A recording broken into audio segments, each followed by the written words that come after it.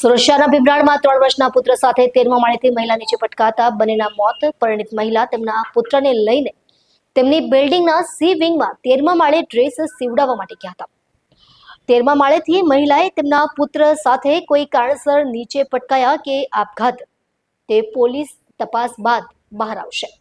સુરતના ભીમરાળ વિસ્તારમાં એક હૃદય કંપાવતી ઘટના સામે આવી છે, જેમાં એક યુવા માતા અને તેના 3 વર્ષના પુત્રનું 13મા માળેથી નીચે પટકાવવા બાદ મોત નીપજ્યું છે. બનાવ ભીમરાળ સ્થિત એક ઊંચી ઇમારતના સી વિંગમાં બન્યો. ઓળખ મેળવનાર પૂજાબેન તેમના નાના પુત્ર ક્રિશુને લઈને ઇમારતના 13મા માળ ઉપર પાસે ડ્રેસ સીવડાવવા માટે ગયા હતા. ત્યાંથી શા માટે અને કેવી રીતે બંને નીચે પડ્યા તે અંગે હજી સ્પષ્ટતા થઈ નથી.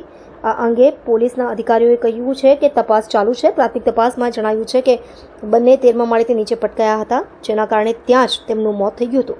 હાલ મૃતકોના શરીરને પોસ્ટમોર્ટમ માટે મોકલવામાં આવ્યા છે. આ બનાવ શું આપઘાત છે કે અકસ્માત, તે માટે પોલીસ તપાસનો દોર લંબાવ્યો છે.